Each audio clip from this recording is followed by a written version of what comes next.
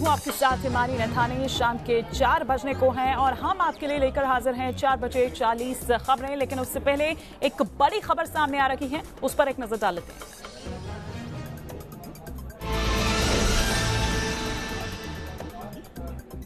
अनुच्छेद 370 हटने के बाद कश्मीर के हालात पर राष्ट्रीय सुरक्षा सलाहकार अजीत डोभाल पल पर नजर रख रहे हैं। बकरीद से पहले उनका एक और वीडियो सामने आया है। अनंतनाग में वो आम कश्मीरियों से बातचीत करते नजर आ रहे हैं। इसके पहले भी आपको बता दें कि एक वीडियो उनका सामने आया था। शोपिया के इस वीडियो में वो कश्मीरी जनता के साथ बातचीत करते और सड़क पर खाना खाते हुए नजर आए थे।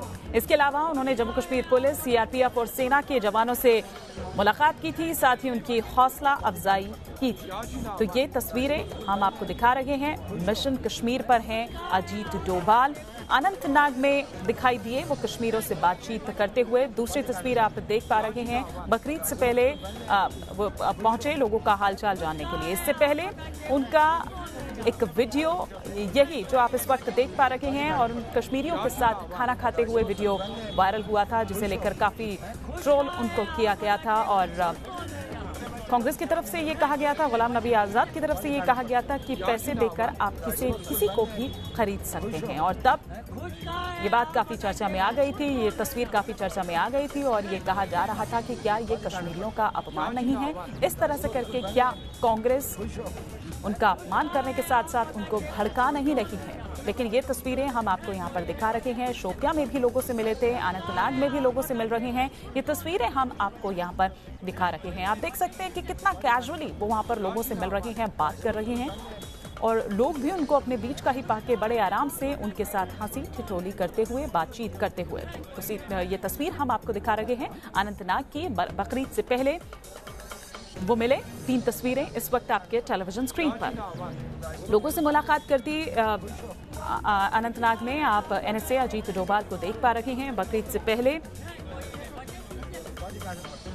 से पहले वो वहां लोगों से मिलने के लिए उनके बीच पहुंचे, उनका हालचाल जाना। और शोपिया की तस्वीरें हम आपको दिखा रहे हैं कुछ दिन पहले की ही, जिसकी लगातार हम आपसे बात कर रहे हैं, चर्चा कर रहे हैं लोगों के साथ। इस दौरान उन्होंने खाना भी खाया था और तब इसे लेकर उन्हें काफी ट्रोल किया गया था। जम्मू कश्मीर में बाजार और स्कूल सब खुल गए हैं। वहीं जम्मू में गुर्जर समाज के लोगों ने धारा 370 खत्म होने का जश्न मनाया। हाथों में तिरंगा लेकर देशभक्ति तरानों पर गुर्जर समाज के लोग जमकर झूमे। लोगों ने भारत माता की जय के नारे भी लगाए। ये देख सकते हैं आप इस वक्त भारत माता की जय के नारे वहां गूंजते हुए सुनाई दे रहे हैं। हाथ में झंडा लिए आप देख सकते हैं इन तस्वीरों।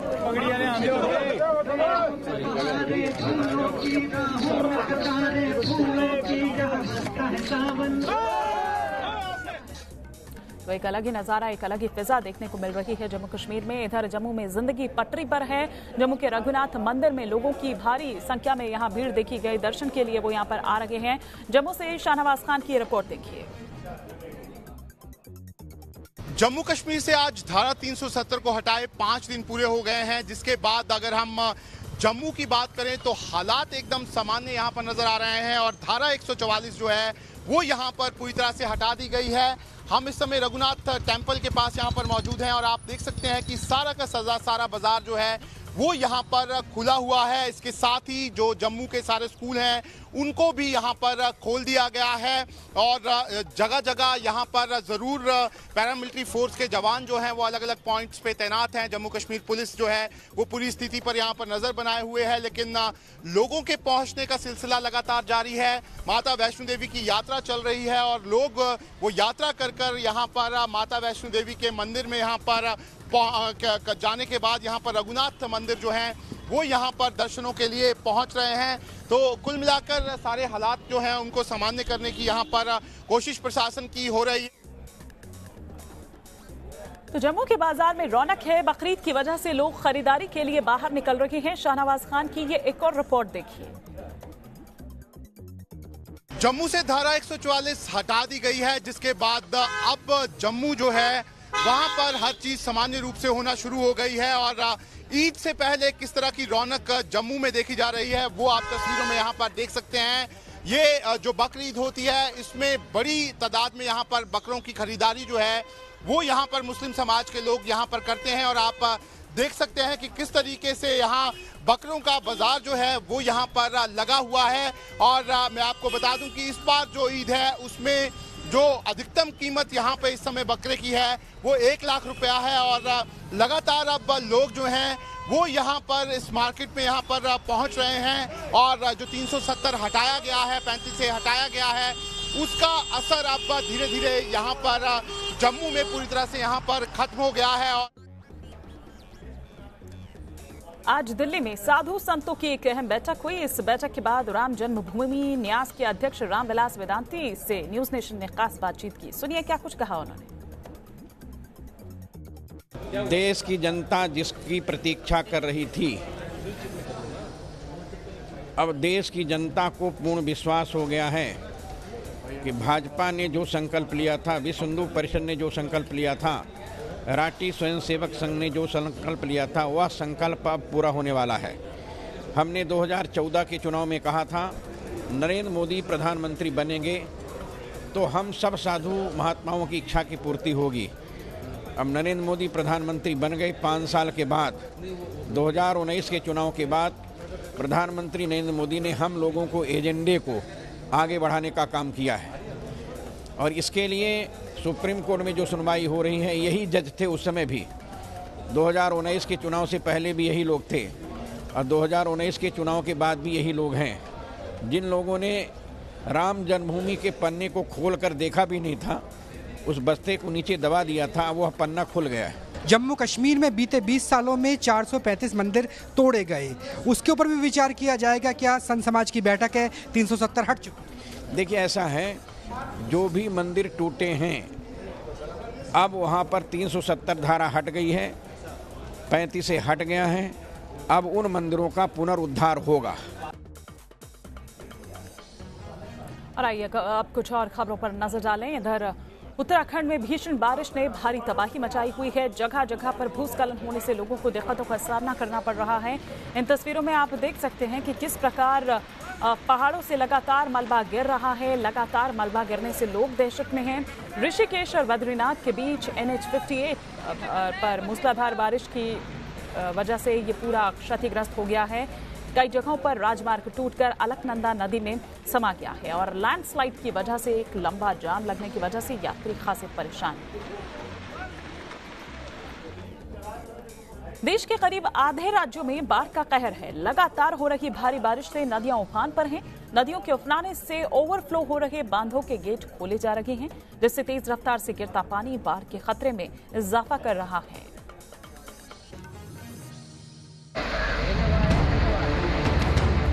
आधे हिंदुस्तान पर भारी बारिश और सैलाब का कहर देखा जा रहा है।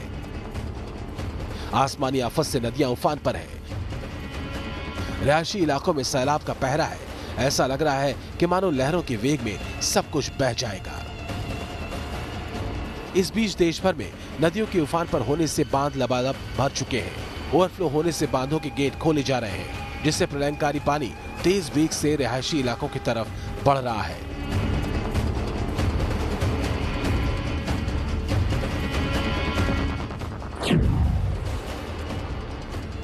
सबसे पहले बात मध्य प्रदेश की राजधानी भोपाल की। भारी बारिश के बाद यहां के भदभदा डैम के गेट खोल दिए गए हैं। भदभदा डैम से गिर रहा पानी लोगों को डरा रहा है। तेज वेग से डैम का पानी आगे बढ़ रहा है। बांध से पानी छोड़े जाने की वजह से अब बाढ़ का खतरा बढ़ चुका है। 3 साल बाद भदभदा डैम के गेट खोले गए हैं। तेजी से गिरता हुआ पानी का प्रवाह देखने के लिए यहाँ दूर दूर से लोग आ रहे हैं। प्रशासन का कहना है कि डैम के वाटर लेवल पर नजर रखी जा रही है और जरूरत के मुताबिक और गेट खोलने का फैसला लिया जाएगा। को हम लोग 2.5 घंटे के लिए खोलेंगे। 2 गेट्स हैं, उनको ओपन किया गया है ताकि हम लोग लगभग 53 MCFT पानी इससे रिलीज कर सके और जिससे हम लोग जो फुल टैंक कैपेसिटी है उसको मेंटेन कर सके। 3 सालों के बाद पिछली बार 16 में खोला गया था, उसके बाद अब किया गया। तस्वीरें गुजरात के मोरबी की है, जहां जिधर भी नजर जाएगी उधर सिर्फ सैलाब ही सैलाब दिखाई दे रहा है। गुजरात के कई जिलों में हो रही भारी बारिश से यहाँ नदियां उफान पर हैं, जिसकी वजह से बांधों का पानी बढ़ रहा है। मोरबी डैम के अचानक ओवरफ्लो होने से ऐसा गेट खोल दिया गया। जिससे आसपास का इलाका जलमग्न हो गया। एहतियातन रेस्क्यू एजेंसियों को अलर्ट मोड पर रखा गया है।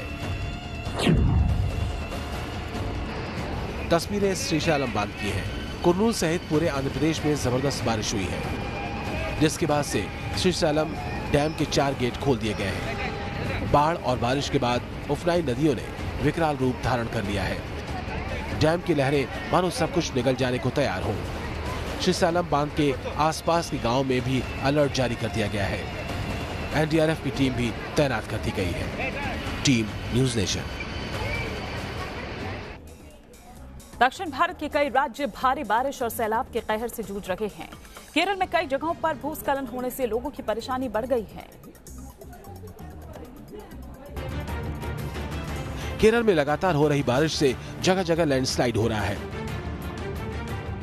तस्वीरों में आप देख सकते हैं कैसे पूरा का पूरा पहाड़ टूटकर सड़क पर आ गया और देखते ही देखते सब कुछ अपने साथ ले गया।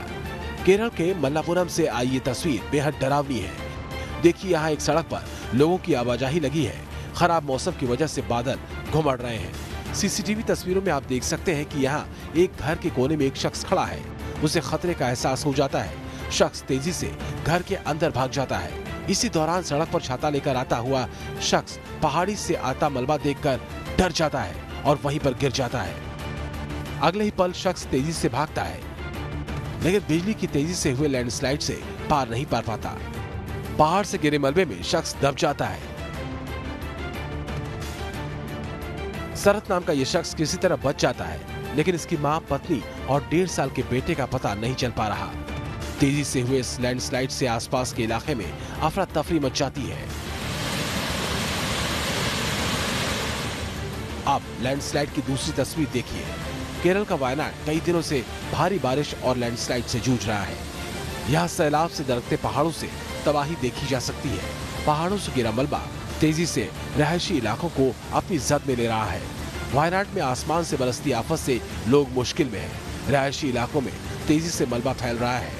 एनडीआरएफ की टीमें युद्ध स्तर पर लोगों की मदद कर रही हैं। अभी रेस्क्यू डीएससी, एनडीआरएफ और फायर और पुलिस यहाँ पे और लोकल वॉलंटियर भी यहाँ पे काम कर रहे हैं। यहाँ पे अभी कल हमने रास्ता जो आप सामने देख रहे हो, यहाँ पे ये रास्ता बंद हो गया था, इसको खोला था इसको। आज फिर ये लैंडस्लाइड होने की वजह से फिर से बंद हो गया। अभी यहाँ पे एनडीआरएफ की टीम और दूसरी वॉलंटियर टीम काम कर रही है। इसके बाद ये रास्ता खुल जाएगा तो यहाँ से गाड़ी जाने का प्रबंध हो जाएगा। वायनाड के पुटुमाला इलाके में भूस्खलन के चलते मलबे के नीचे दब जाने और पानी के तेज बहाव में बह जाने से कई लोगों की मौत हो चुकी है। भूस्खलन में कई धार्मिक स्थल भी तबाह हो गए। वहीं भारी बारिश की वजह से वायनाड को जोड़ने वाले सड़क मार्ग बंद हो गए, जिसके कारण हजारों लोग रास्तों में फंस गए। इसके अलावा वायनाड के कई इलाकों में भारी जलभराव है। फंसे हुए लोगों को निकालने के लिए सेना और एनडीआरएफ की टीम मोर्चा संभाले हुए है। भीषण बारिश ने उत्तराखंड में भारी तबाही मचाई हुई है। लगातार हो रही बारिश से कई जगहों पर भूस्खलन होने की घटनाएं सामने आई हैं। अब जरा आप इन तस्वीरों को देखिए, कैसे अपनी जान जोखिम में डालकर बच्चे स्कूल जा रहे हैं। अगर जरा सी कोई लापरवाही होती है, चूक होती है, तो कोई बड़ा हादसा हो सकता है। चमोली की भी तस्वीरें हम आपको ये दिखा रहे थे, जहां भारी बारिश से कुमजुक गांव को जोड़ने वाले जो सभी रास्ते हैं या सभी जो साधन है वो टूट चुके हैं, क्योंकि एक जगह से दूसरी जगह का संपर्क टूट चुका है। ये जो तस्वीर आप देख पा रहे हैं मध्य प्रदेश की नीमच की है, जहां पर भारी बारिश की वजह से बाढ़ का कहर है। उफनती पुलिया पार करते समय बाढ़ में एक युवक बह जाता है। स्थानीय लोग किसी तरह से उसे बचाते हैं। तो ये तस्वीर नीमच की, जहां पर बाढ़ का तांडव देखने को मिला। वहीं गुजरात के अहमदाबाद में भारी बारिश के बाद रिहायशी इलाकों में जल भराव हो गया। आशियानों में ये पानी भर गया। सड़कों पर चलना मुश्किल हो रहा है।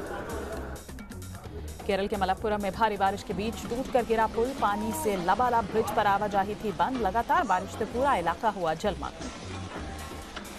कर्नाटक के उत्तर कन्नड़ जिले में बारिश का कहर, बस स्टेशन पूरी तरह से पानी में डूबा। पूरे स्टैंड को खाली कराया गया। स्टैंड पर खड़े कई बसों में भरा पानी।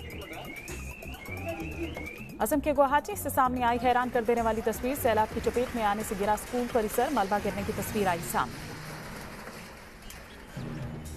कलबुर्गी में भीमा नदी उफान पर, निचले इलाकों में भरा पानी। सैलाब के चलते घर बार छोड़ने को मजबूर हैं लोग।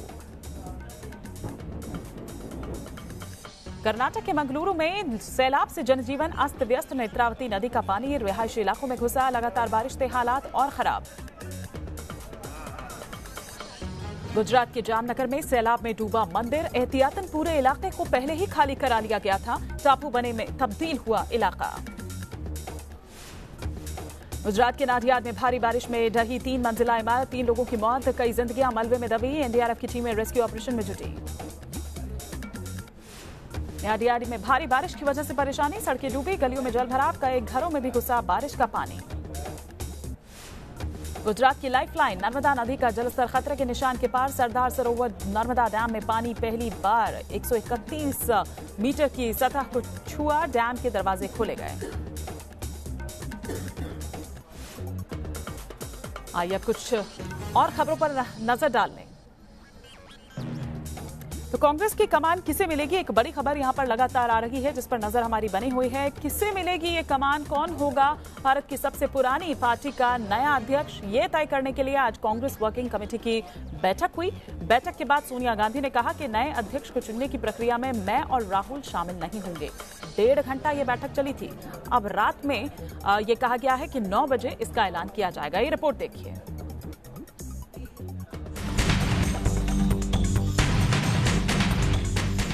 कांग्रेस का नया अध्यक्ष चुनने के लिए पार्टी में रायशुमारी हो रही है। कांग्रेस वर्किंग कमेटी की बैठक में नए अध्यक्ष के नाम पर गहन विचार विमर्श किया गया, लेकिन कोई नतीजा नहीं निकला। पार्टी की सर्वोच्च नीति निर्धारक कमेटी CWC में नए अध्यक्ष के नाम पर खूब माथापच्ची हुई। सोनिया गांधी, राहुल गांधी और पूर्व प्रधानमंत्री डॉक्टर मनमोहन सिंह की मौजूदगी में करीब 1.5 घंटे तक CWC की बैठक चली। बैठक में फैसला लिया गया कि नए अध्यक्ष के चुनाव को लेकर रायशुमारी की जाएगी, लेकिन रायशुमारी में सोनिया गांधी और राहुल गांधी शामिल नहीं होंगे। कांग्रेस वर्किंग कमेटी के सदस्यों को अध्यक्ष के नाम पर चर्चा के लिए 5 हिस्सों में बांटा गया है। Consultation, and naturally Rahul ji and myself, we cannot be part of that consultation. लेकिन ग्रुप में आप लोगों का नाम भी है ma'am. No, but that's obviously a mistake because we cannot be in that group. जब कांग्रेस वर्किंग कमेटी की बैठक चल रही थी तब 24 अकबर रोड के बाहर गांधी परिवार के ही सदस्य को पार्टी की कमान दिए जाने को लेकर पार्टी के कार्यकर्ता प्रदर्शन कर रहे थे। कांग्रेस हेडक्वार्टर के बाहर कांग्रेस के कार्यकर्ता धरना प्रदर्शन कर रहे हैं कि राहुल गांधी या प्रियंका गांधी के अलावा अगर कोई दूसरा अध्यक्ष बनता है तो प्रधानमंत्री मोदी की चाल होगी। मैं आपसे समझना चाहता हूं, ये बताइए कि आप विरोध कर रहे हैं कि गांधी परिवार से ये अध्यक्ष होना चाहिए, बाहर का नहीं। राहुल गांधी ने कहा गांधी परिवार से नहीं होना चाहिए, हम समर्थन करते हैं। इधर पूर्व वित्त मंत्री अरुण जेटली की हालत स्थिर है। कल सुबह 11 बजे दिल्ली के एम्स में उन्हें भर्ती कराया गया था। तो अभी जो जानकारी मिल पा रही है वो यही कि अरुण जेटली की हालत स्थिर है। कुछ देर बाद जब बुलेटिन जारी किया जाएगा, कुछ देर में जो डॉक्टर्स हैं वो बुलेटिन जारी कर उनकी सेहत की जानकारी दे रहे हैं। इधर अयोध्या समेत देश के कई अहम मुद्दों को लेकर दिल्ली में संतों की बैठक। विश्व हिंदू परिषद के प्रतिनिधि भी बैठक में मौजूद। अयोध्या मंदिर निर्माण और सबरीमाला मंदिर एंट्री को लेकर चर्चा। जम्मू कश्मीर बीजेपी के अध्यक्ष रविंद्र रैना ने पंचायत प्रतिनिधियों और कार्यकर्ताओं को बांटा तिरंगा। बीजेपी ने इस पूरे सूबे में तिरंगा फहराने का किया ऐलान। जम्मू कश्मीर में सामान्य होने लगे हैं हालात। जम्मू में आज से खुले स्कूल और कॉलेज। श्रीनगर में CRPF की तैनाती को लेकर समीक्षा बैठक। जम्मू शहर से हटाई गई धारा 144। राज्यपाल से मिलकर NSA ने की सुरक्षा की समीक्षा। जैश सरगना मसूद अजहर की भारत को गीदड़ भपकी। कहा 370 हटने के बाद भी पूरा नहीं होंगे मंसूबे। पटना में बच्चा चोरी के शक में एक युवक की बेरहमी से पिटाई की गई। लाठी डंडों से लोगों ने एक युवक को खूब पीटा। पिटाई का वीडियो सोशल मीडिया पर हो रहा है वायरल। उत्तर प्रदेश के अमेठी में दबंगों की गुंडाई देखने को मिली। यहां कुछ लोगों ने महिलाओं को पीटा। बताया जा रहा है कि जमीन विवाद को लेकर झगड़े की हुई थी शुरुआत।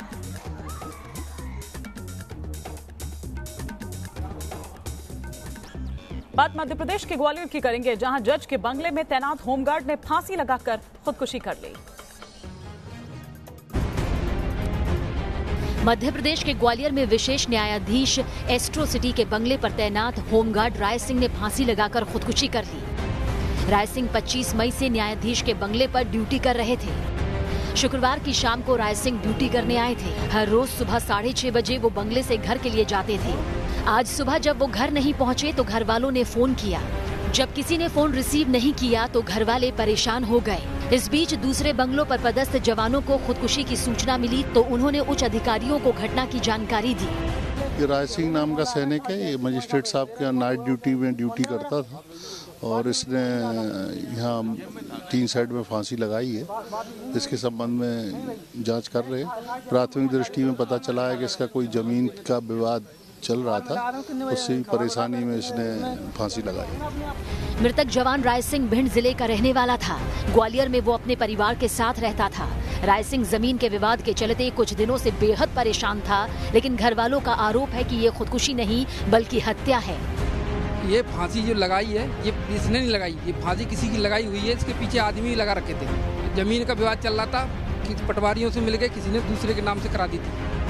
पुलिस को राय सिंह की जेब से एक सुसाइड नोट भी मिला है जिसमें जमीन के विवाद का जिक्र है।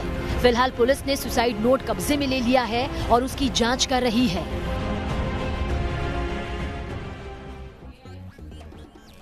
आइए फटाफट अंदाज में अब कुछ और खबरों पर भी नजर डालें। मणिपुर की राजधानी इम्फाल में बीच सड़क पर छिड़ा संग्राम। पुलिस और प्रदर्शनकारियों में जबरदस्त भिड़ंत। पुलिस ने दागे आंसू गैस के गोले, प्रदर्शनकारियों को खदेड़ा। उत्तराखंद के गंगोत्री हाईवे पर 28 तीर्थयात्रियों की जान पर आया संकट। हादसे का शिकार होते होते बची यात्री बस। स्टीयरिंग अचानक लॉक होने से बिगड़ा बस का संतुलन। आगरा में भीड़ ने एक बच्चे को चोर समझकर बेरहमी से पीटा। काफी देर तक बच्चे को लोग पीटते रहे। बताया जा रहा है कि बच्चा मानसिक रूप से कमजोर भी था। सीमा पर तैनात जवानों को गोरखपुर में स्कूली छात्राओं ने बांधी राखी। सरहद पर जवानों के जाने से पहले गोरखा रेजिमेंट के जवानों को बच्चियों ने बांधी राखी। जवानों ने दिया सुरक्षा का वचन। मध्य प्रदेश के बुरहानपुर में लुटेरी दुल्हन का पर्दाफाश। ठगी कर की शादी। पुलिस ने एक दलाल को पकड़ा। केस दर्ज। हरियाणा के गुरुग्राम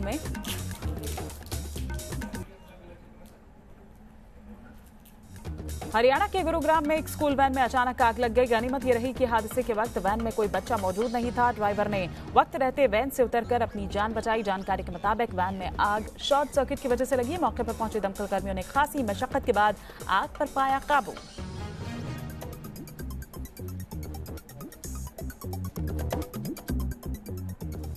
मैन वर्सेस वाइल्ड के होस्ट बेयर ग्रिल्स ने कहा, मैं कई सालों से भारत का बहुत बड़ा प्रशंसक रहा हूं। मेरे लिए प्रतिष्ठित ग्लोबल नेता पीएम मोदी को एक एडवेंचर पर ले जाना सौभाग्य की बात थी। स्पेन में एक फेस्टिवल के दौरान सामने आई हैरान कर देने वाली तस्वीर। बेकाबू सांड ने फ्रांस के एक सैलानी को मारी टक्कर। युवक को आई चोटें।